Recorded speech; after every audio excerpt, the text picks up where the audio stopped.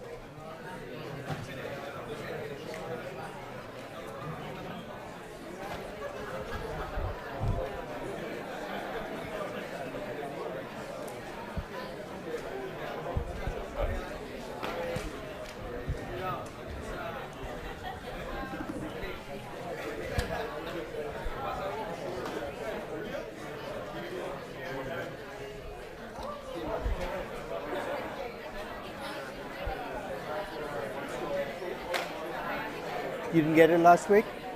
Okay.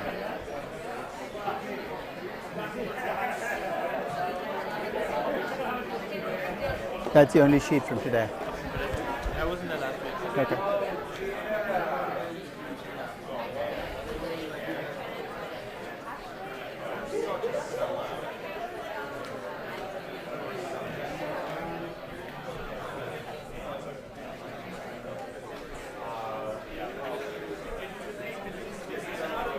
That's what? No, that's from last week. The materials. Were you here last week? Okay.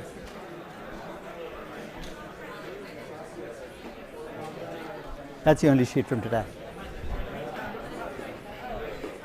That's from last week. If you got it last week, you don't need it. It's just last week's stuff. Did you get it? Okay.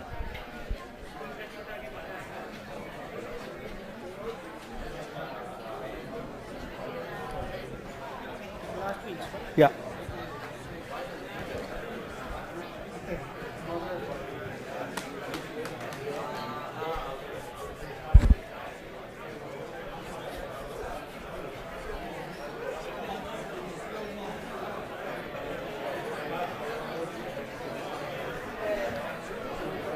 This.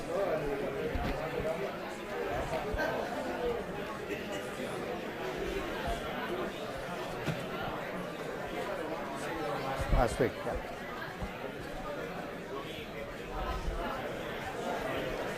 Oh.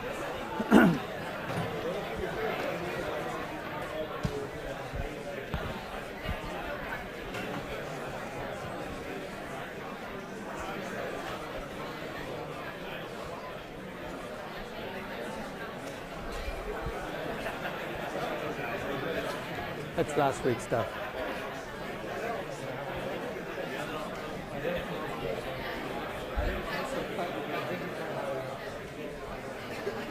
That's just last week's stuff. So what? Not this one now? No, this is the only one, new one.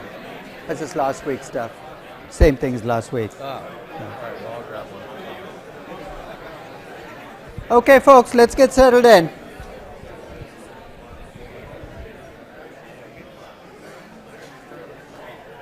Sorry. Go.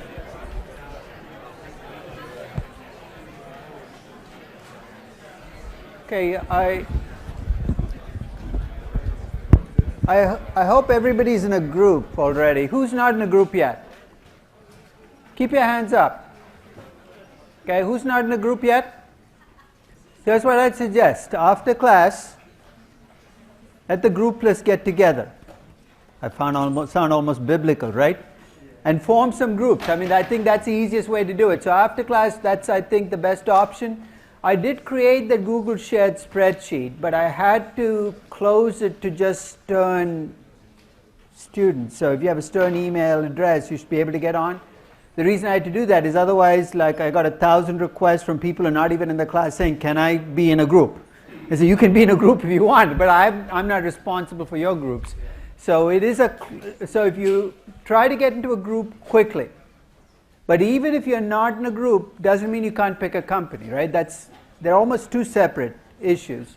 So pick a company as soon as you can, because for the first 4 weeks of this class, we have only one session each week, right? Last week was one session, this week is one session, next week is one session, the week after is one session. It's the strangest semester, as I said. So it's going to be easy to lose track of the class, and then all of a sudden it's going to hit you. So try to get started, pick a company, let's get moving. Okay? After this class, there'll be only one sheet you get, or one handout you will get each session. That's a single page. Because as you can see, getting handouts physically to people is a nightmare when you have this big a class. So you're going to have one handout at the start of every class, and that will usually include the start of the class test. So we're going to start today's class by building off what we left off with at the end of the last class. I talked about bias. That when you sit down to value a company, you're already biased. So what I'm going to start off with is a series of scenarios, and here's what I'd like from you. In each scenario, I'd like you to put yourself in the shoes of the person doing the valuation and tell me whether you're going to be biased up. You're going to bias the number up, whether that's going to push you, whether you're going to be biased down, and if you can, tell me the mechanism you're going to use to make your bias come through. You know what I mean by mechanism? You're going to see it very quickly. Let's take the first example. You are valuing your own business. You're an entrepreneur. You've started a business. You have a startup business. You're valuing your business for either sale to a third person or a venture capital investment. Is your bias going to be to push the value up, push the value down, or you're not quite sure? What is it going to be? Up. Okay, so what are the mechanisms you're going to use as an entrepreneur to make your value larger? You're going to talk about big markets, right? Big potential market. You don't talk about growth. If I ask you about cost, you say no cost at all. It's going to be effortless. And who can blame you? So you're going to project out big revenues. You're going to start making money really soon. You're going to come up with a high value. Now let's flip sides. Let's suppose you're the venture capitalist now looking at the same company. Is your bias up or down? Down. Why? What's the advantage you get if you value the potential business you're valuing at a much smaller number? You get a higher percentage of the company, right? Because in a sense, as a venture capitalist, you invest in a company, what you get in return is, this is like Shark Tank, and you're the shark. And sharks are not nice fish. I actually don't know any sharks, so at least, if you're a shark, you're going to go for the biggest percentage. So give me the mechanisms by which you're going to push the value down. So I'm the entrepreneur, I give you all these ambitions. How do you counter? First, you bring my revenue numbers down. That's not going to happen, that's not going to happen. Then you take this 3 years out or 4 years out, because that's where we're negotiating. You come up with a number, you apply a multiple. The classic venture capitalist approach of valuation is not even worthy of the word method. Because here's what you do. You project an earnings out 3 years from now, you apply a multiple to that number, and then you discount that number at a made-up discount rate called a target rate of return. Think of how many mechanisms you have under your control as a venture capitalist, right? So first, when you project out earnings in year 3, you project a lower number. When you apply a multiple to that number, you push for a lower multiple of that number, and here's your trump card. After you've come up with that number, if it looks too big, what do? You discount it back at a 60% rate of return that you just made up. It's not like there's some method to your madness. The higher numbers are good for you. And you end up with this really low value today and say, you know what, I want 125% of your company. Because that's kind of impossible, but basically you want the whole company. Now let's make this even more interesting. You're valuing a business you've run with your spouse for a long time, but you don't get along with that spouse anymore. So you're valuing it for divorce court. Half of whatever value attached to this company will go to your soon-to-be ex-spouse. So what's the bias here? To value low number, high number? High number, right? I hope you should have lots of spouses lined up ready to get married to you. You want a low number, right? Have you been noticing that there's this trial going on in Texas with this guy called is his name? I don't know what his first name is. His last name is Ham, Hamm. He's a big shale oil. He was worth billions at the peak of the oil boom. And he divorced his wife. And she, of course, wanted half the company. And this court case has been going on because this is what Ham's claiming, that the company is worth nothing, that he's an absolutely useless CEO, that he's never added any value to the company, therefore half of nothing is nothing. And of course, he's not going to end up with nothing, but you can see the objective is let's push the number down. And the mechanisms you're going to use are going to be the classic ones. You're going to lower your cash flows, reduce growth. You're going to use really low oil prices. If you're Ham valuing your company, saying oil prices are going to go to $15 a barrel and stay there. You're going to build into your valuation. And then after you're done with all of the valuation, you're going to apply all kinds of discounts to that number. Closely held company discount, private company discount, liquidity discount, the objective being to push the number down. You're an appraiser for the owner of a business, valuing the business for tax purposes. Estate tax. So whatever value you get, I've got to pay 20% of that as taxes. What's your bias going to be? To come up with a low number. And if you're the IRS valuing the same business, your value is going to be high. It's almost laughable sometimes when you see these games being played out. And go, so why do you even waste your time going through this kabuki dance? Let's just end the process right now. Tell me what the number is on this side. Let's split the difference right down the middle. You're a sell-side equity research analyst. Everybody familiar how equity research is structured? Sell-side analysts are the ones you read about every day. Work for the investment banks, Buy-side analysts work for the mutual funds. You hardly ever hear about them because their recommendations go to the portfolio managers. So you're a sell-side analyst. You're valuing a company with the intent of putting a buy or a sell recommendation. Bias up, bias down. If you're an sell-side equity research analyst, who do you want to keep happiest? What are the different groups you got to keep happy? First, there's a company you track, right? Why do you want to keep them happy? Because otherwise, legally, they can't give you information anyway, the SEC, but you get little driblets of stuff from them. Let's not call it information because that might be illegal. Yeah. But they put you up in a nice hotel when you show up at the Equity Research Analyst Conference. They treat you like a prince until you put a sell recommendation, at which point in time, God help you. So you got to, let's face it, you got to work with these companies for the rest of your life, 12 companies. So you want to keep the company, and they're going to be happier with a buy than a sell, right? The second group you have to keep happy are people within your own firm. You see, why should they care? Let's say your investment bank is the bank that's being used by the company on an IPO or in an acquisition, on a new capital offering. Obviously, so you got to keep them happy. But you also have a third group, which is the people who read your equity research report. Presumably, they hope to get some value from that report. So you got the portfolio managers who read your equity research, and they're looking for something actually a little more substantive, right? They want you to put a sell if the stock is overpriced.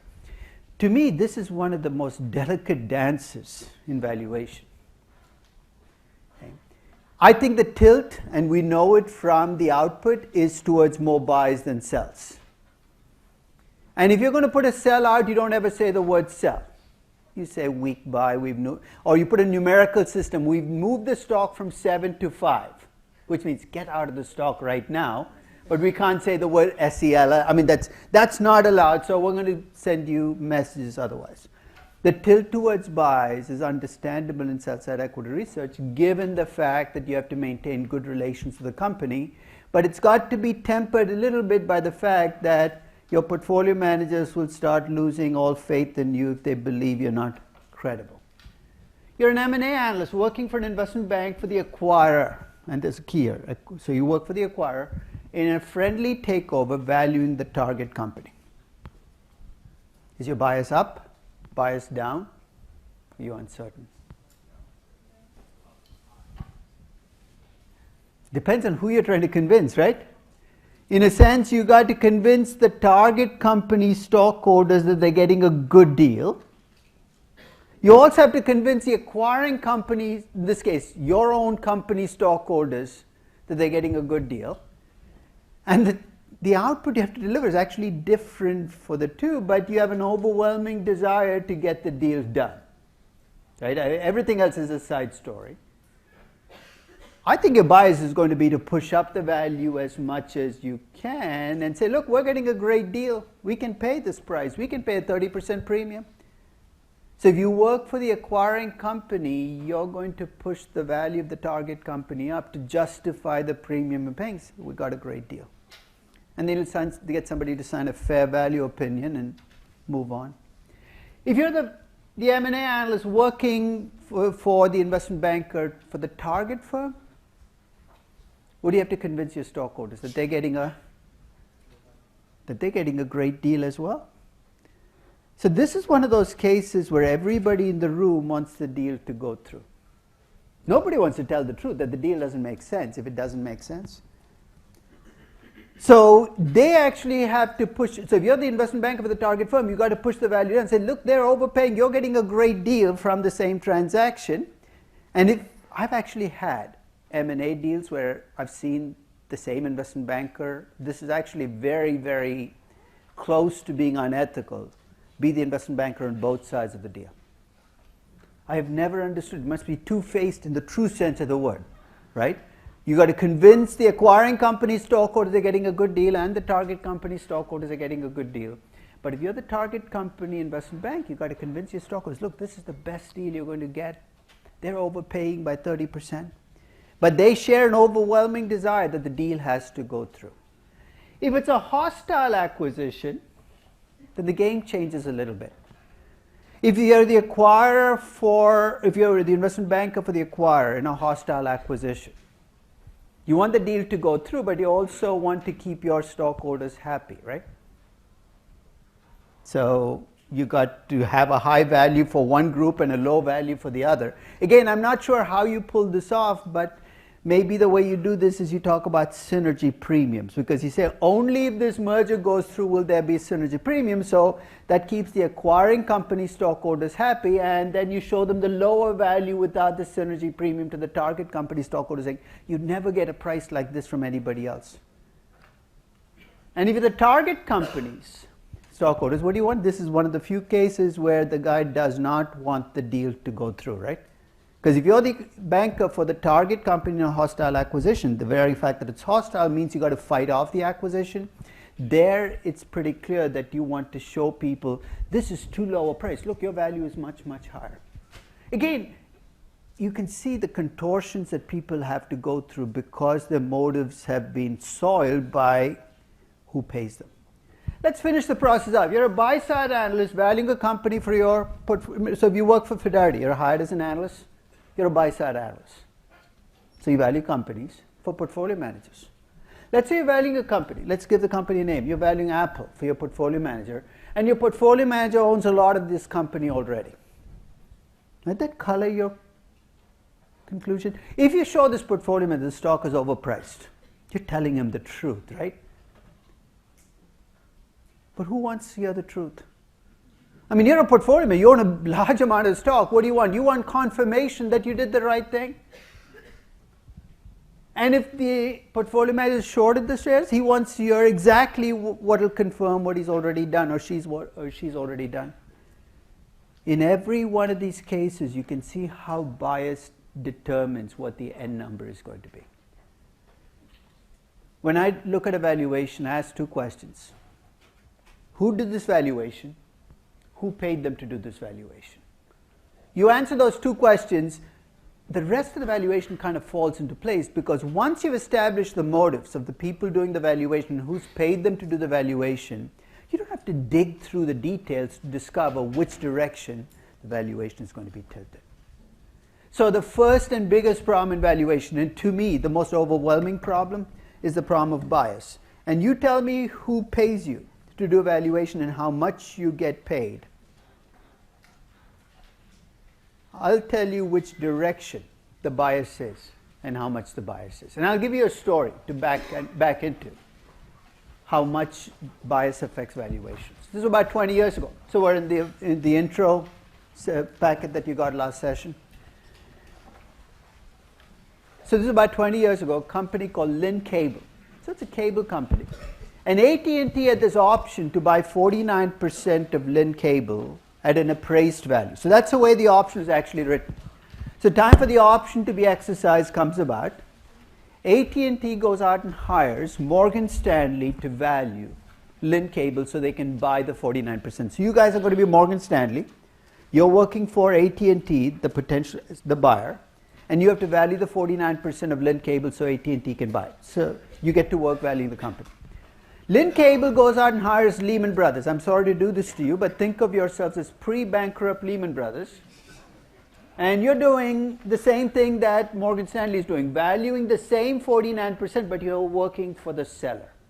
So Morgan Stanley works for the buyer, Lehman Brothers works for the seller, two investment banking teams go to work, valuing the same company at the same point in time with the same financials and the same information. One investment bank comes back with $105 per share. The other comes back with $155 per share. I'm going to let you guess which side came back with which number. Who do you think came back with $105 per share?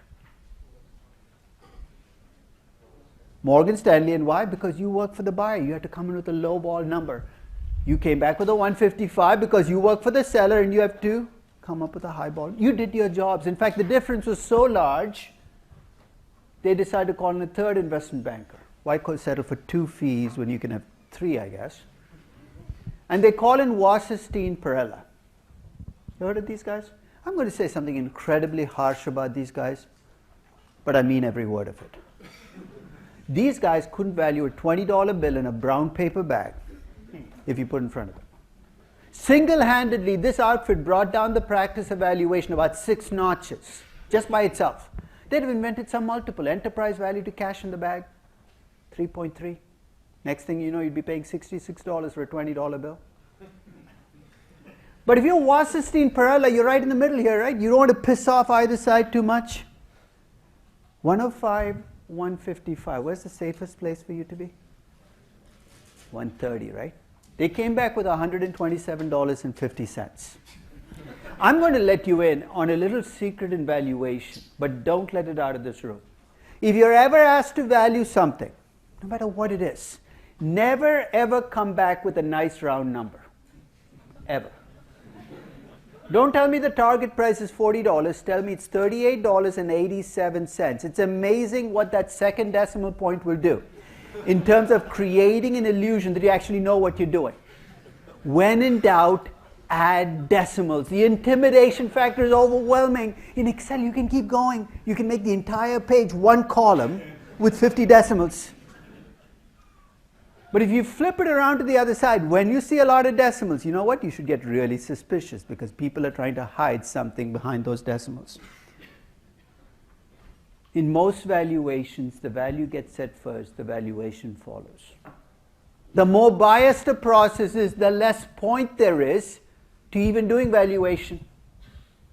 And you know what the most biased process of all is? The M&A process. I've wondered why we even have M&A bankers. Why do we do valuation M&A? You know what the value of a target company is? It's whatever you've chosen to pay for it plus $10. Why do we go through the charade of actually valuing these companies and coming to the same conclusion? You think, but what about that fair value opinion? It's not worth the paper it's written on. The only people who think it's worth something are lawyers. I know there are a few lawyers in the room. It's keep lawyers and appraisers in work. No, that's basically what it does. It gives them work to do. They can charge fees. It doesn't. The worst deals in history have had a fair value backing them up, right? Time Warner, AOL. There's a fair value backing that up. It's a good deal for you. The process is so biased because of the way it's set up. You're an M&A banker. I'm an acquirer. I come to you with a question. Should I do this deal? What are the two possible answers you can give me? Yes or no? Let's play it out. If you say no, what do you get out of this? The undying gratitude of my stockholders, but try paying bonuses with that. Or you can say yes, in which case you make 100 million. Then we wonder why we get bad valuation advice.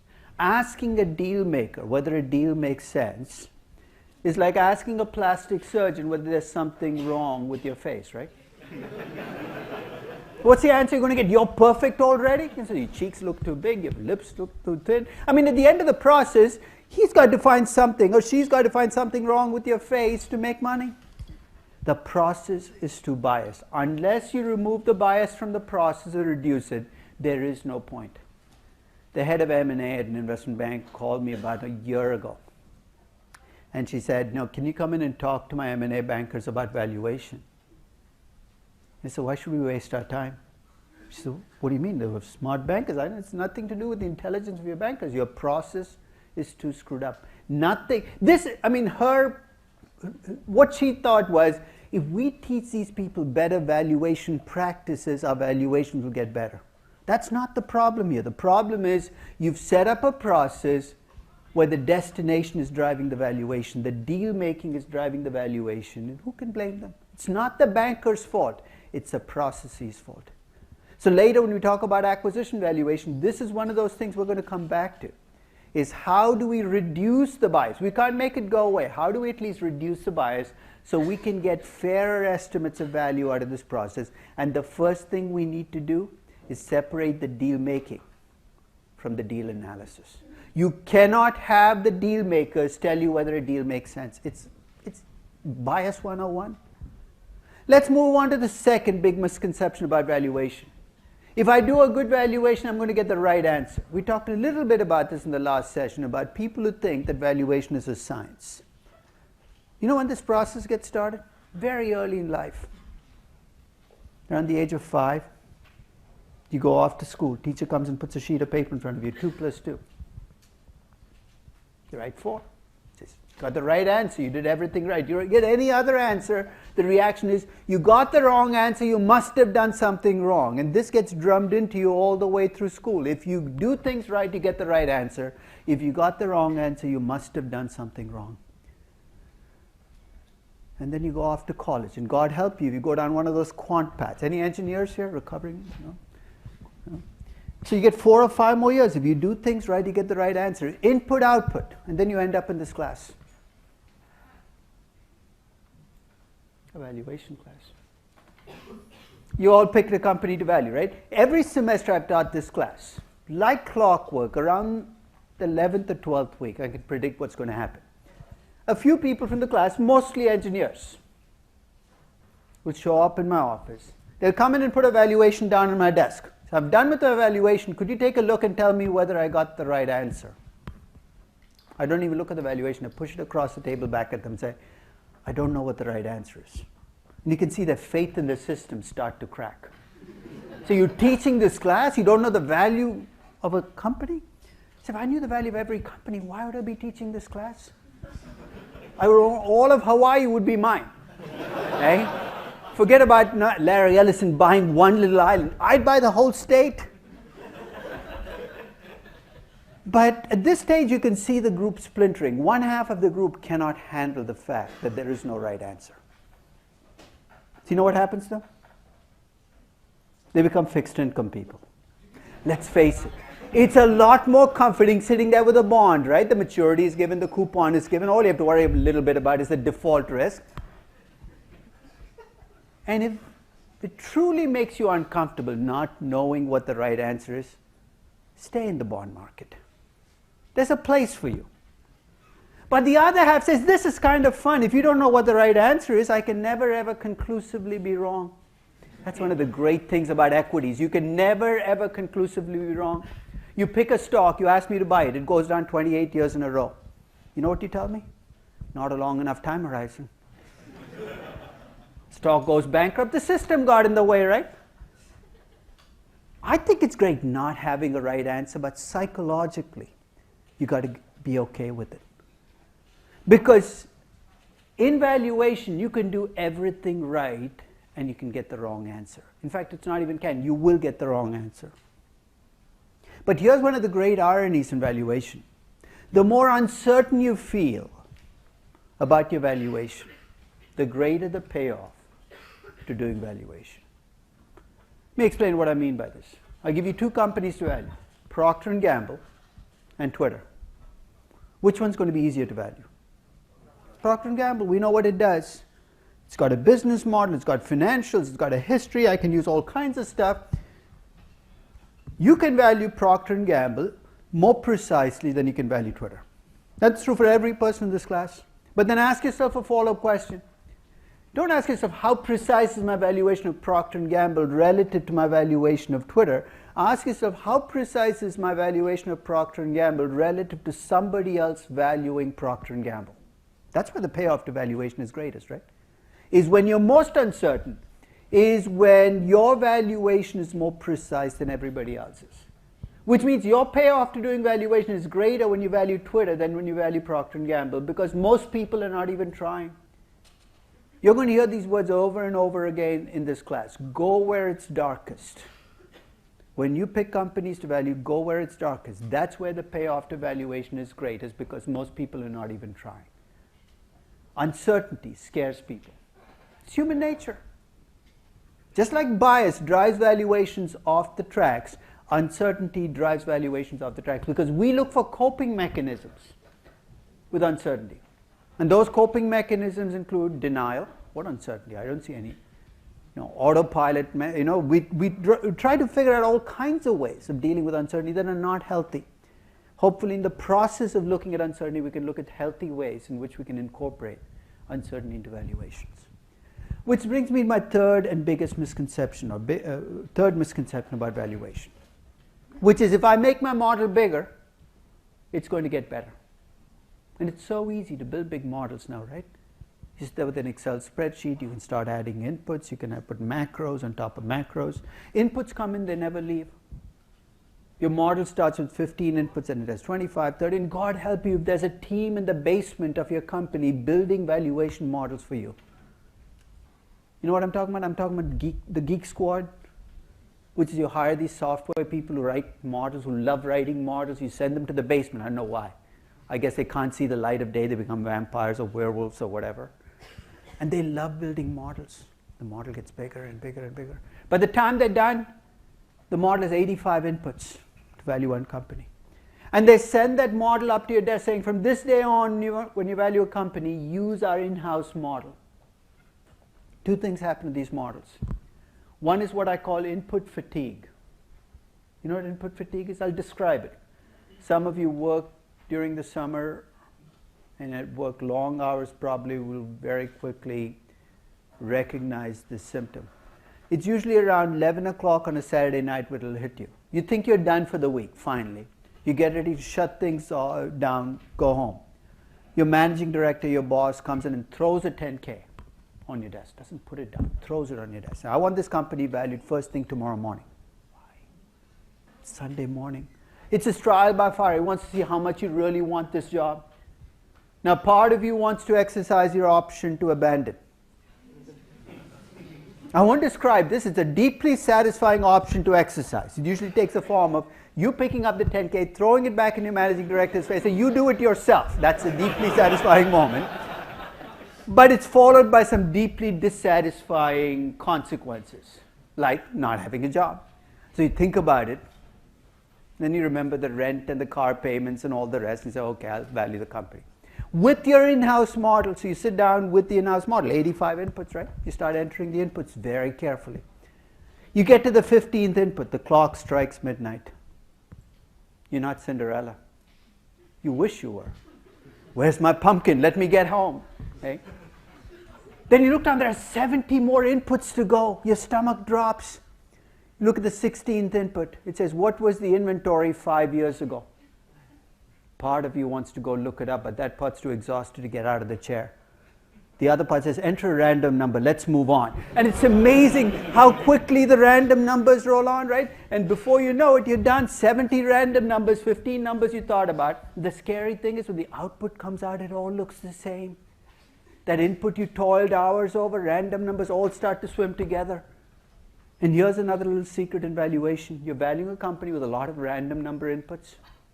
You know what you should do? Create more detail in your output. Have 500 line items. Nobody will have any idea what's random and what's not. When somebody sends me a valuation or comes in with a valuation, the first thing I do? I pick it up. If I can't pick it up, it's usually because the valuation runs 500 pages. My next question is, what are you trying to hide from me? Good valuations should be parsimonious. In the physical sciences, there's this rule of parsimony. Basically, it says when you're trying to explain a phenomenon, start with the simplest possible explanation before you make yourself Einstein. In valuation, we should have a similar principle. When you're trying to value something, start with the simplest model you can get away with, the fewest inputs you can get away with before you start adding more. If you can value a company with 3 inputs, don't go looking for 5. If you can value a company with 1 year of forecast, don't do 10. You say, what's the harm? The harm is you have to forecast those numbers and you're bringing in inputs you don't have to bring in. Less is more. That doesn't mean you can't have complexity in your model, but the complexity you should build in should be complexity you chose to build in. So this is something you're going to run into, not only in this class, but if you do valuation for a living, is how much detail should I add? And the answer is very simple. Don't add any more detail than you absolutely have to. I'll give you an example. In valuation, one of the line items that you often need to get to cash flows is change in working capital. But if you look at accounting statements, change in working capital is broken down into 6, 7, 8 different line items, right? Accounts receivable, accounts payable, supplier credit. I have never in my life ever broken working capital down into its ingredients. And there's a very simple reason. Maybe you can forecast days of accounts receivable in the year 2030. And if you can, all the more power to you. I have no idea. So what's the point of breaking things down into more detail if I'm bringing no information into the process? So when you look at detail, that's a question you should be focusing on. So that's the first thing that happens, is you get input fatigue. The second is the model becomes a black box. Know what I mean by black box? After a while, you're not sure who's running whom. Are you running the model? Is the model running you? Feels like the model is asking you for numbers. Go get me that number. Go get me this number, right? And then says, go get me a cup of coffee. And you come back, the model's left. I still remember reading an equity research report that a JP Morgan analyst had put out on a company. Company I was fairly familiar with, and he had a target price of 85. The stock was trading at 35.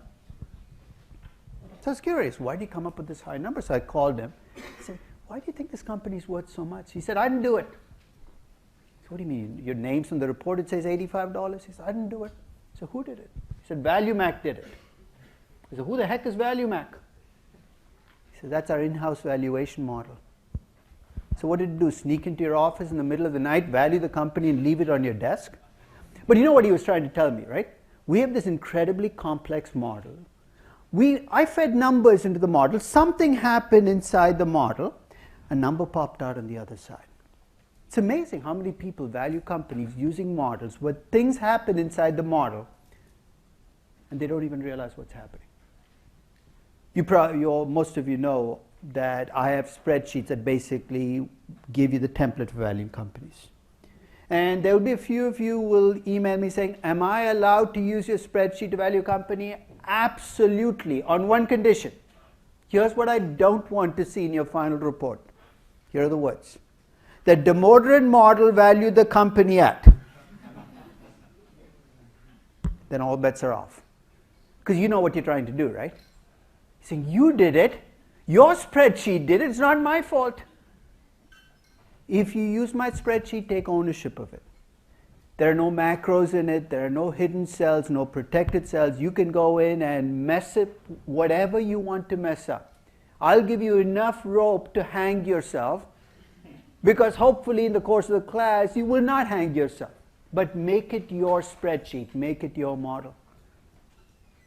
And you can mangle some really simple assets using complex models. What's the simplest asset in a company's balance sheet to value? If I gave you Google to value right now, of all of the assets you see on its balance sheet, what should be the simplest one to value?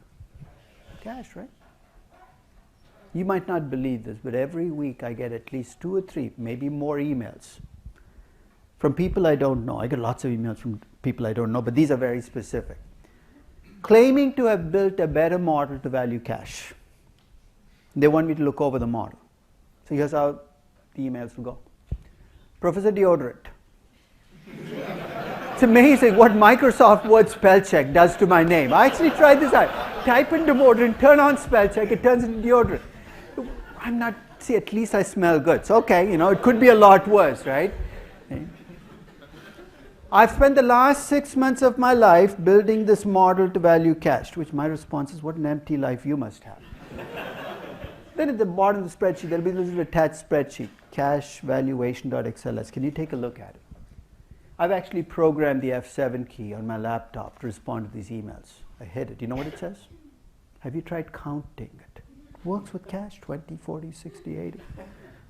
Now it's going to take you a long time to count 70 billion, which is what Google has, but counting cash works reasonably well. What the heck are you doing building a model to value cash? Because here's what I predict will happen. Google has about 70 billion in cash. You build a model to value cash, here's what you're going to do. You're going to project the income you're going to earn on the cash. Right now, what rate do you think Google's making on that cash? What in? To be called cash, it's got to be liquid and close to riskless, right? So if you're lucky, maybe 0.2%, 0.3%. So what you do is you take 70 billion, you project out income at 0.2% for the next 10 years. And once you project income, all is lost because then the Pavlovian response kicks in. This is a response you go to business school to acquire, which is when you project numbers out for the next 10 years, what are you trained to do next? You got to discount them, present value, time value of money. And to discount them, what do you need? You need a discount rate. You pull out your corporate finance book, your valuation book, betas, CAPM, risk premium, cost of equity, cost of capital. That MBA is really paying off now. You get to a 10% cost of capital for Google, and then you start discounting the income you just projected on the cash back at 10%. Let's see where we are. You have $70 billion invested risklessly, making 0.2% a year. You're discounting that income back at a 10% cost of capital. What's going to happen to the $70 billion? It's going to become $55 billion. Magically, you've just wiped out $15 billion in cash. You want to show me cash is worthless? Use a 30% cost of capital. You'll be wiping out cash right and left. Trillions of dollars of cash will disappear. You think that's absurd. I would never do something that stupid. Don't put it past yourself. I mean, you start with net income to estimate cash flows. You're dead in the water already. You know why? Because net income includes both income from operating assets and income from cash. So if you have a cash flow based on net income, you've just mixed together safe cash flows with risky cash flows, and you discount them back at a risk-adjusted discount rate. You've just discounted cash for no reason at all. So don't go looking for trouble. So I call this the Bermuda Triangle evaluation. Part of the Bermuda Triangle, this is that mythical place in the Atlantic where ships and boats and planes disappear, supposedly. The Bermuda Triangle evaluation is where good sense disappears. And the three sides of the triangle are what we talked about: bias, uncertainty, and complexity. We can talk about the mechanics of valuation as we will in this class, but remember, when you make big mistakes in valuation, they're going to come from one of these three places. And we're going to come back to these three issues over and over again in the process of valuation, not because they're side issues, but because they're central to why valuations sometimes go bad. So let's set the table. As I said, there are three basic approaches to valuation, and there are only three. So you can come up with others, and I'll put them into these three buckets. The first approach to valuation is intrinsic valuation. As I said, more than half of this class we're going to spend on intrinsic valuation. What's intrinsic valuation? You value an asset based on its cash flows, its growth, its risk. Discounted cash flow valuation might be the tool that we use for intrinsic valuation, but it's only one of several tools you can use to estimate intrinsic value. Relative valuation is when you value something given how similar assets are being priced out there, which is pricing. And as I said, there's this component of valuation where option pricing can help you. Valuing a biotechnology company, an oil reserve, oil company, a commodity company. So those are the three approaches to valuation. I at least want to give you the big picture of each of these approaches. Behind all of these approaches is an assumption that markets make mistakes and that we can exploit those mistakes. That assumption is often implicit, but I'm going to try to make it explicit. With each approach, I'm going to say, this is what you're assuming about markets, this is how you think markets make mistakes, and this is how you can make money off those mistakes. So whether you like it or not, when you use a valuation approach, you're telling me something about what you believe about markets. What I hope that you will get out of this class is your own belief system about markets. Not my belief system, but your own. Because I'm not going to impose what I think about markets on you, because it's not going to work. It's not because I'm not going to try, but it's not going to work. You have to come up with your own belief system about markets, because implicit in all these approaches is the assumption that markets make mistakes. So let's take each of these approaches, look at what drives philosophically each approach, what the pluses and minuses are, very generally, of each approach, and what kinds of investors this approach is going to work for best. So let's start with discounted cash flow valuation.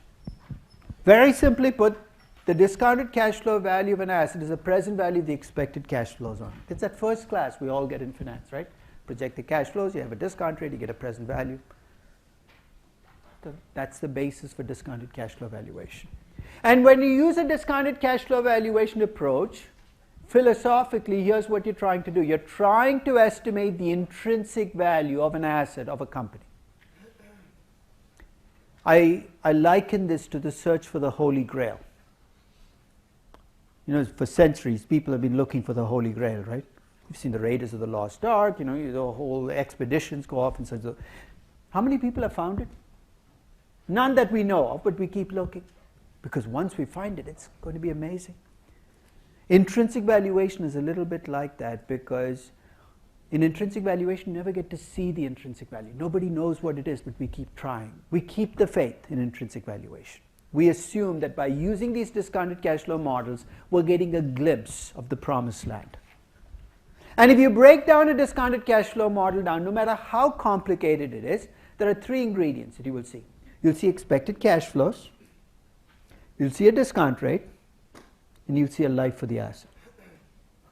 You can make a discounted cash flow model as complicated as you want, but those are the three end products. But let's get down to brass tacks here. This is all about making money, right? So let's look at the assumptions you need to make to actually make money of intrinsic valuation. First, you have to assume that markets make mistakes, right? We talked about the pricing process in the last session, that markets make mistakes. Easy assumption to make. Even the firmest believer in efficient markets will concede to you, markets make some really big mistakes. Second, you have to assume you can find those mistakes with your metrics and models. Now we're on dangerous ground, because the track record of people who claim to find market mistakes is not that good. Whether it's portfolio managers or hedge funds, collectively they actually underperform the market. But let's say you're the special one. You have a metric or model that actually works and you found a market mistake. Let's give the market mistake a name. Let's call it Cisco. Let's assume that you value Cisco at 45, the stock is trading at 25. Let's say you're right, it should really be trading at 45. You go out and you buy 1 million shares of Cisco at 25. Have you made any money yet? What's the third assumption you need to make to actually make money on your valuations? The market has to correct its mistakes. And that's the wild card, right? Because you say, how do I get the market to correct its mistakes? My honest answer is, you can't. You can get on Yahoo message board and say, Cisco is cheap, Cisco is cheap, Cisco is cheap, Cisco is... But nobody's listening to you. There's a subset of investors who might be able to do something to move the price, but you and I are not in that subset. At least I'm not. I don't want to insult you if you're in that subset. But you can be right, and you can go bankrupt being right. The only consolation price I can offer you is if you're right, The longer your time horizon, the greater the chances that the market will correct its mistakes. Even though I can't guarantee it, but if you have a longer time horizon and you were right in the first place, the greater the chances you will be able to make money off your mistakes. So what do you need to be a good candidate to use discounted cash flow valuations? You need to have a reasonably good approach to valuing businesses, right? It doesn't have to be a discounted cash flow valuation, could be something else. You need to be able to find market mistakes, and you need to have a long enough time horizon that you can wait for those mistakes to be corrected. I'm going to argue that probably 90% of the numbers you see out there come out of relative valuation or pricing. And relatively few people use intrinsic valuation. You see why? If you're a portfolio manager, you could be a firm believer in intrinsic valuation, but what's your time horizon? Wrong question, right? It's not what your time horizon, it's what's your client's time horizon. And if your clients have 6-month time horizons, I don't care how long-term your time horizon is, you are constrained by that, and you're not a good candidate for intrinsic valuation, even if you can do it well and you believe in it. So if you look at the advantages of discounted cash flow valuation, a lot of people who like to talk the value investing talk, if you truly believe that when you invest in a stock, you're buying a piece of a business, not a security. You're buying a piece of business. That's the old Warren Buffett saying. Don't think of buying a stock in a company, think of buying a piece of a business. Then intrinsic valuation reflects that choice, right? Because you're trying to value it as a business. You're not saying, what will other people pay for it? You're saying, what would I pay for this piece of the business? And to the extent that it forces you to understand the business, you're going to get a much deeper assessment of what makes that business as valuable as it is. And if you've made your choices right, if you've estimated the cash flows, it doesn't matter what the rest of the market thinks, because the cash flows are going to make up for whatever you paid for the stock. So the advantage of discounted cash flow valuation is you've kind of immunized yourself from market mood and market momentum. You're basically making your investment choices based on what an asset will deliver. So you're listening to Ben Graham's security analysis, that tradition that goes back 100 years of investing in something based on what it's worth. But there are some disadvantages. Here's the first one. Right? Because you're trying to value a business, you will need to do more work to assess that value than if you had priced the business. You're going to see this when you start to value a business with an intrinsic valuation model and a relative valuation model, is you're going to see you have to make more assumptions, more inputs. And the assumptions have to be explicit. You can't just say high growth, you've got to come up with a number. And because you're making these estimates, you have to be okay being wrong on those numbers, because you are going to be wrong. You're trying to forecast the future. And here's the bigger problem if you're a portfolio manager. Let's say you run an equity mutual fund. What's your mission? I send you money and you're supposed to invest in equities. It's not to ask questions, are stocks collectively undervalued? That's not your job. Your job is to find stocks for me to buy today, given where the market is. Your mission is a relative valuation mission, not an intrinsic valuation mission. If you take my money and you leave it sitting in cash, saying, I can't find anything to buy, you're going to be fired by Fidelity, and then I'm going to get really pissed off at you because I sent the money for you to invest in stocks. Your job is a relative valuation job. So next time you jump on a portfolio man and say, how come you're not more like Warren Buffett? Think about what you're asking that guy to do. You're trying to ask him to do something that's not his job or her job. So think about that when you think about why people are so attached to multiples and comparables. Their job requires them to make relative valuation judgments. And in fact, when you think about an equity research analyst putting a buy recommendation on a stock, remember I said most sell-side analysts track about 15 companies. So when you say a buy, what's he saying? Given the 15 companies I was asked to look at, this is the cheapest company, right? So if he's following the social media sector, the .com sector in 99, his job is not to tell you the entire sector is overvalued. His job is to tell you, of these social media stocks, Facebook looks like a bargain. Don't blame him for doing his job. You don't have to listen to the buy because you might have a different mission. You might not have to invest in social media, but discounted cash flow valuation might not be the tool for you if your job is to make relative valuation judgments. So this, do you think about who's the best candidate for discounted cash flow valuation? Discounted cash flow valuation is best suited for investors with very long time horizons. What's allowed Warren Buffett to have a really long time horizon? Whose money is he investing? He's investing insurance capital. The nice thing about insurance capital is it comes with actuarial tables. It's not like investment capital, insurance, with insurance, the capital that comes in insurance companies, it doesn't get panicked and say, we're all going to die tomorrow, send me the money now. He has that advantage of having a predictable time horizon. It works best for investors with long time horizons. So it works for Warren Buffett. You know who else it works for? Each and every one of us on our own money.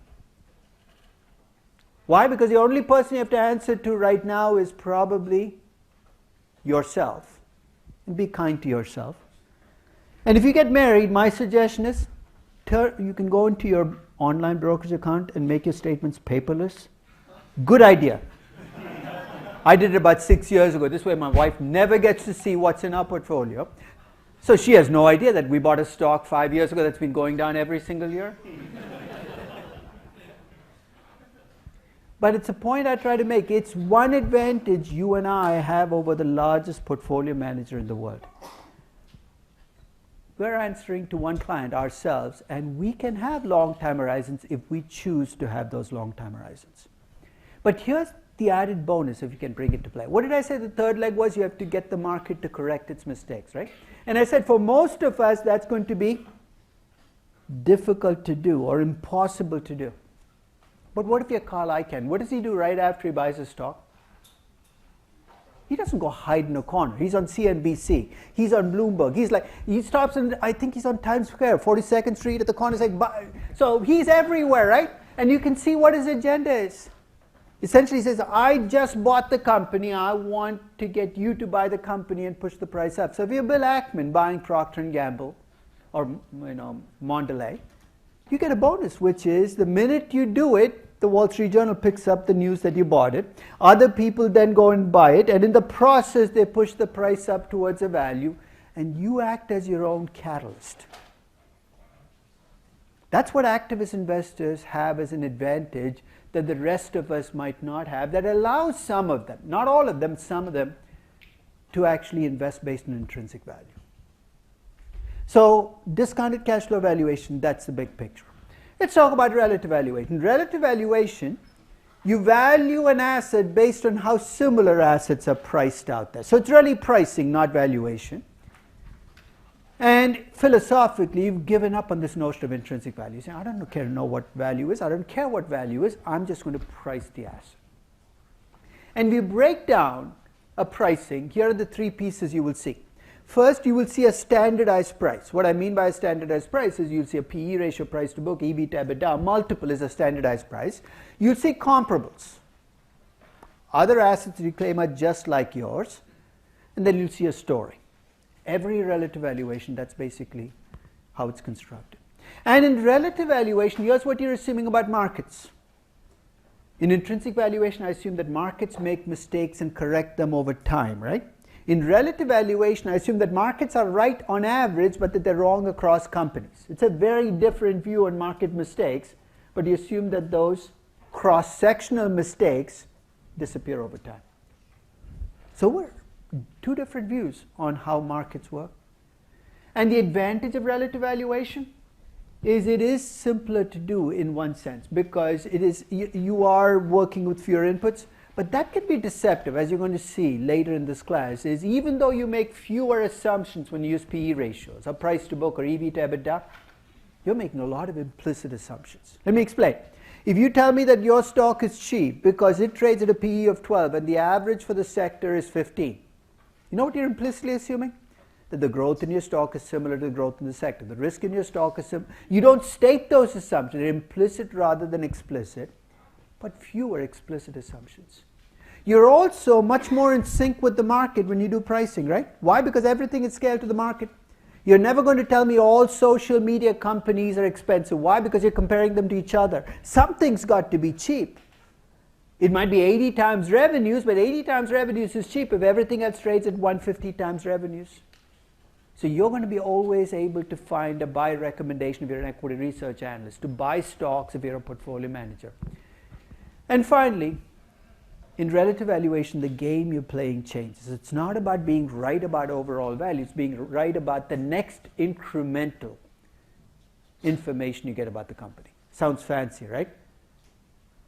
What's the the biggest source of incremental information in a company? Happens 4 times a year.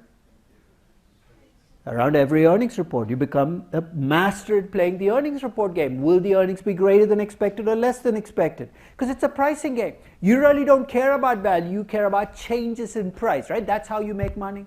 It's a different game. So I don't blame you if you're a portfolio manager who prices stocks, if you get really obsessed about earnings dates and earnings reports and expected earnings and what the earnings will be. And small earnings mistakes translate into large amounts of money for you in either direction. It's exactly the way the pricing game is played. So the advantage of relative valuation is it might match up better to what your job is as a portfolio manager or an equity research analyst or as an investor. The disadvantage, of course, is, the disadvantage is the flip side of the advantage, which is you're in sync with the market. But if the market is completely screwed up, you're in sync with a screwed up number, right? So if all social media stocks are expensive, the fact that you bought the cheapest of them is not going to make you money. It's just going to mean that you lose less money than everybody else. Small consolation. So when you play the pricing game, you have no anchor, no sense of what the value of something is. That doesn't make you a bad person. It just means that you're going to be much more reactive in what you do because you're making a judgment about what things are relative to each other. So I'm not saying intrinsic valuation is good and relative valuation bad. 2 different games. And as I said, what I'd like you to think about is which game fits you better. And if you are thinking about a job already, think about what that job will require to do, because the tools you have to bring to that job might be different depending on whether your job is going to be a valuation job or a pricing job. Because if it's a pricing job, what you have to master is relative valuation. And as I said, you make lots of implicit assumptions in relative valuation. When you say buy the stock because it trades at 6 times EBITDA, whether you like it or not, you're telling me something about the return on capital in the company, the reinvestment in the company. And one of the things I'm going to try to do during this class is make those implicit assumptions explicit. So when you say you're going to pay 22 times earnings, I'm going to turn and say, are you okay with the 25% growth rate? So I never mentioned that. You might not have, but when you said you're going to pay 22 times earnings, implicit in that number are expectations about growth and risk, and it's my job to make them explicit for you and say, are you okay with this? And if you think about the kinds of investors or the kinds of assets where relative valuation is going to work best, it works best if you have lots of comparable assets, right? That's why it works so well if you're talking about real estate. You know where else it works? Let's say you want to buy tickets to opening day. The Giants or the Jets home this weekend. I don't know, whoever's home. You decide to go to NFL opening day. You go to SeatGeek. Have you gone to SeatGeek? This is a site that aggregates StubHub and Ticket City and all those little sites where you can buy. But the nice thing about SeatGeek is they show you the stadium. They'll also break down all of the tickets for sale into great deals, good deals, in fact, awesome deals is the very top. Awesome, then great, good, bad, horrible. You're saying, how do they come up with that? It's magic. You know how they come up with that classification? They take each section of the stadium. They have all the seats that people have available for sale in that section. Section 212. Let's say there are 20 seats for sale. They rank them in terms of price, and they look at which ones are really low and say, those are the awesome deals. They're doing relative value, and it works really well because it's the same game. It's the same section, maybe even the same row. How much closer can you get to getting something truly comparable? So it works best when you have assets, you have lots of comparable.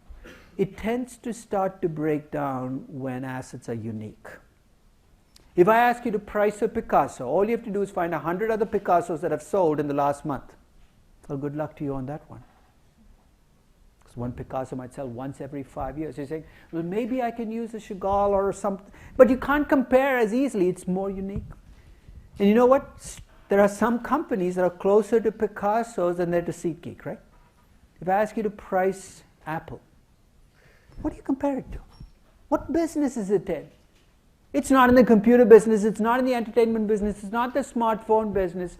You can already see that relative valuation is going to be easier in some segments of the market than in others, and for some investors than others. You know what types of investors can use relative valuation the easiest?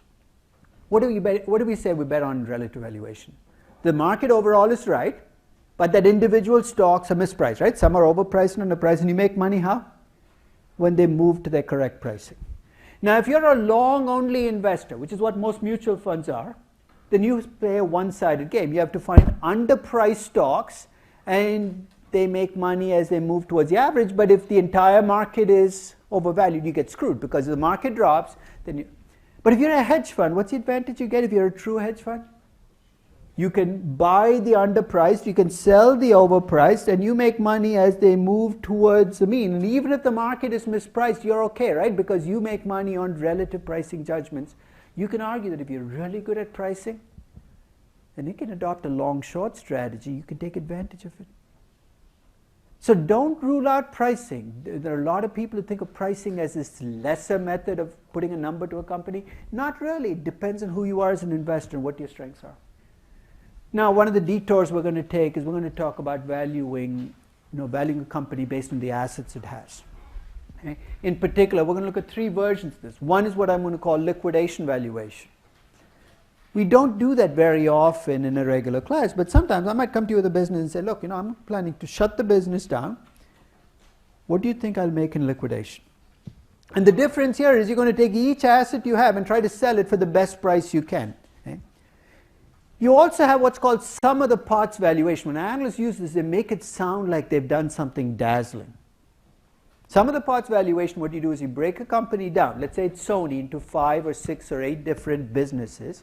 You try to value each business separately, and then you add up the numbers and say, if I add up these numbers, the value that I get for this company is X. It's higher than what it's trading for. The sum of the parts value is greater than the composite value, so the company should break up. Okay? Or you can have accounting valuations. We talked about fair value accounting, where essentially accountants are being asked to put numbers on assets that reflect not what you invested in them, which is old-time accounting, but what you think they're worth. But in each of these cases, your job becomes assessing values for individual assets. A lot of people say, why isn't this a different... We talked about 3 approaches to valuation. You're saying, why isn't this a 4th approach?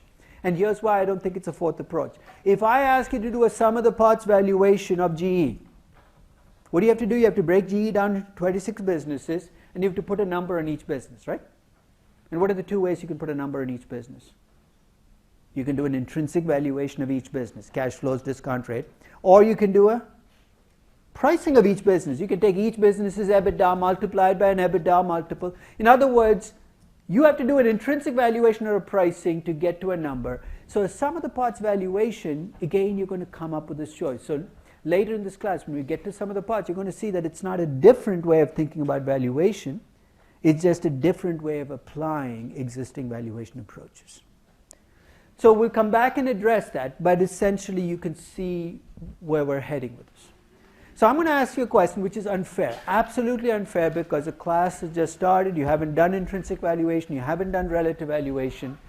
But remember, we talked about priors. We all come in with instincts, with feelings that we have about what we think we're going to find. So this is a question you're going to see in the very last session of this class, but I'm going to ask you the same question now, because I want to see whether your experiences with these approaches changes your view about things. So given what you already think about valuing versus pricing, if I asked you to pick how you would value a company, I want you to go with your gut and say, I'm going to pick intrinsic valuation. I'm going to do pricing, relative valuation. Or maybe you believe markets are efficient and you don't want to tell me that, that's fine. Just circle it for the moment. Okay? And at the end of the class, I'm going to come back and ask this question. Let's see how many of you have changed your minds after your experiences valuing a company or pricing a company. The one approach I haven't talked about is option pricing in the context of valuation. This is what, as I said, falls into the rubric of real options. And I'm a bit of a cynic when it comes to real options. I think they're overused. Right now, it's the hardest concept in corporate finance. People want to apply real options everywhere, and that's extremely dangerous. So one of the things we're going to talk about is when you can apply option pricing in the context of valuation. If you think about what makes an option, here are the three things you need for optionality. First, you need an underlying asset. An option derives its value from something else. You need an underlying asset.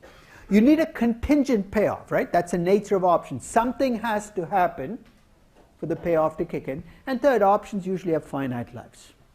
So what we're looking for in valuation are other assets that have these characteristics. And I gave you a couple of examples in the last session. Young biotechnology company looks like an option.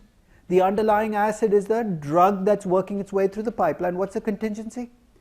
The FDA has to prove it for it to produce cash flows. And the life is whatever the life of the patent. You can see why option pricing can help you in those contexts.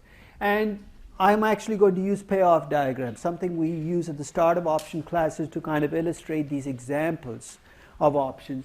And we'll talk about applying these options, not to value list. I'm going to leave the option applications to the option classes. So if you want to value puts or calls on the CBOE, you want to value warrants, there's a different class for that. I'm not interested in them unless they help me value a business. So these are not the options we're going to be spending our time on. What we're really going to be talking about are option-like businesses, and that's what we talked about. Now, we talked about biotechnology companies, we talked about natural resource companies. I'm also going to argue that if you buy shares in a deeply distressed company, let me be specific, deeply distressed in what sense? It's losing money, it's lost money for a long time, and it'll probably continue to lose money, and it has a lot of debt. So why would I even buy shares in this company? At the right price, you should be willing to buy shares in any company. But if you buy shares in a deeply distressed company, I hope you're not buying it for the dividends. I hope you're not buying it for the cash flows, because the only cash flows you're going to get are negative cash flows.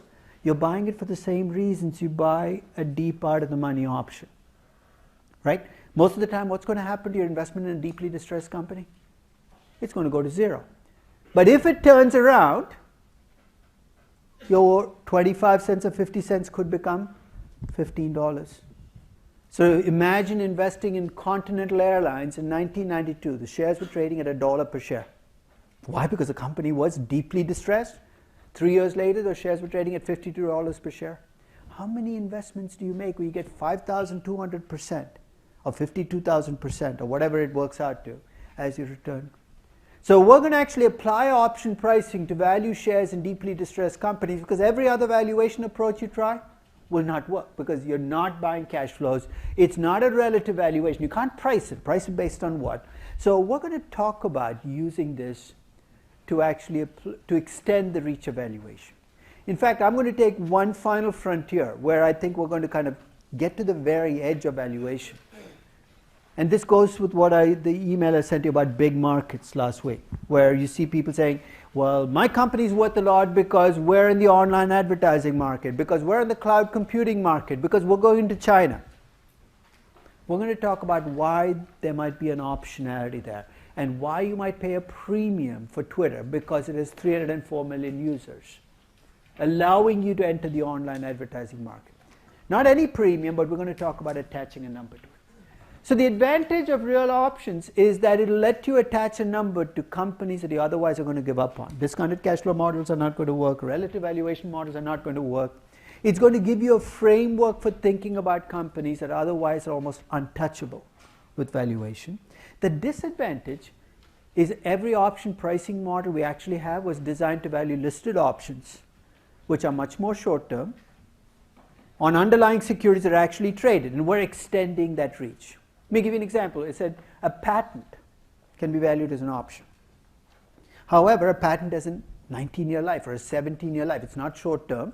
The underlying asset is that drug that's working its way through the pipeline. It's not traded.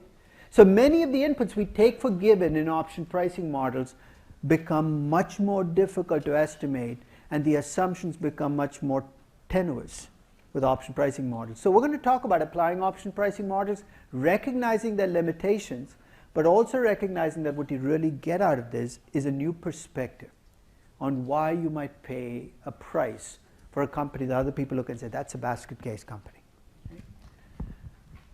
So in summary, there are hundreds and hundreds and hundreds of valuation models out there. Yeah.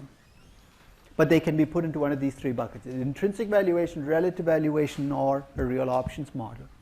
And I'm not going to push you saying one is better than the other, because each comes with its uses. And what I would hope you get out of this class is the capacity to not just value companies, but also to price them. It's good to be able to go across that line and see how other people are viewing the company, even if you don't believe in pricing.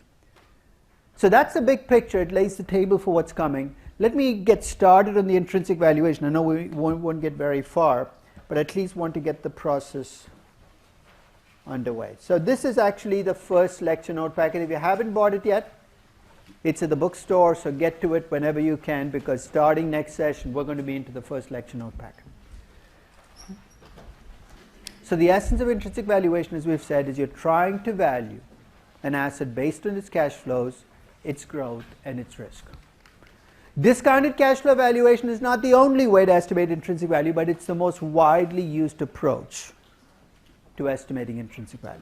So don't use the two interchangeably. Intrinsic value is the generic approach. Discounted cash flow valuation is one way to implement intrinsic value. So let's set the table. Right? Let's do some valuation 101. If you break it down, as I said, discounted cash flow valuation is simple. It's one equation. Remember last class I said there's not much theory in this class? This is the one page of theory for the whole class. Once we're done with this, we're done with the theory. Because what's the value of an asset? It's the present value. That's that one equation. Value of an asset is the present value of the expected cash flows discounted back at a risk-adjusted rate. There's actually a variant in discounted cash flow valuation that if I get a chance, I'll come back and talk about, where instead of taking the expected cash flows and discounting them back at a risk-adjusted rate, you take the cash flows, the expected cash flows, and you make them what are called certainty equivalent cash flows. You think, what the heck is that? Think about it this way. Let's suppose you have a risky business where you expect to get $100 million next year. It's a risky business, so the $100 million is uncertain. And I give you a trade. I say, would you take $60 million as a guaranteed cash flow instead of the $100 million? Some of you might, some of you might not. There is some break-even number where you say, hey, $68 million is perfect for me. If you give me a guaranteed $68 million, you can have the expected $100 million. Have you seen Howie Mandel on Deal or this is exactly the show, right? You've ever seen it where they open boxes and they, would you take 10,000 or would you take that on? So this is basically, would you take a guaranteed number? If you can give me those certainty equivalent cash flows, then I can discount those back at a risk-free rate. You're saying, I've never seen one of those. It's actually very difficult to implement. But we'll talk about people who use variants of this. Variants would be, for instance, you probably heard that Warren Buffett doesn't risk adjust his discount rate. I've heard people say, well, Warren Buffett uses a risk-free rate. Why shouldn't I? Be very careful. Because when Warren Buffett looks at earnings and cash flows, he counts on only those earnings that he feels are almost guaranteed. He doesn't do a certainty equivalent in some mathematical sense, but he says, look, you might have 10% growth, but only 2% of that I can count on, so I'm going to count only that 2%. In a sense, he's doing a certainty equivalent cash flow without ever saying those words. So if you can adjust the cash flows for risk, then you don't have to adjust the discount rate. In fact, if you adjusted both, you'd be double counting. So ready? Let's do some valuation 101. I don't know how many of you were in my valuation boot camp. Remember that right in the first semester? Any of you, were any of you here for the boot camp that I ran for EBIO? You were in that boot camp? So I'm actually going to do something that I always do in that boot camp, right? Which is about a 1-hour session where you're taught just enough valuation to make you dangerous in your interviews. Basically, this is what people saying, I have an interview, I don't have any valuation experience, not a problem. Thank God you're being interviewed by an investment banker. You don't need that much valuation to get ahead of the game, but that's a different story. So let's do some valuation 101. Okay? I want to pick somebody who's never ever valued a company. Anybody want to be my guinea pig? Can't be anybody in my corporate finance class, because then you're admitting to something you shouldn't admit to. You've never done a valuation, right? Okay. So here's what I'm going to do. It's an empty envelope. I'm not a magician. I'm going to put $20 into the envelope. And it's really a $20 bill. How much should you pay for that envelope? 19. Good, at least you didn't say 20. Most people say 20. First rule in valuation, if you pay $20 for an envelope with $20, what do you get out of the transaction? Envelope. And I stole it. I steal everything. So 19. In fact, my suggestion is start even lower. Start at $1. You never know what disease I have. I might not be able to read numbers, for all you know. But if I open this up for bidding, this is too easy an asset. You didn't need this class to price this asset or value it. If the bidding ended, you'd probably end up around $20, right? It's an efficient market. Now, I'm going to add something to the envelope. Can you read that for me? Control. I'm going to put control into this envelope. It's $20 plus control. How much did you pay for this envelope now? Start with the 20 because we've already settled that price, but I've now added control to it. 20.1. So you're paying 10 cents for what? You're paying for a 3x5 card with the word control on it. I run this experiment everywhere I go. I once did this for a group of M&A bankers. I won't name the bank. And a guy decides he's going to be clever. He says 24. He's using his rule book, right? Control is worth 20%. You know what I did? I sold him the envelope.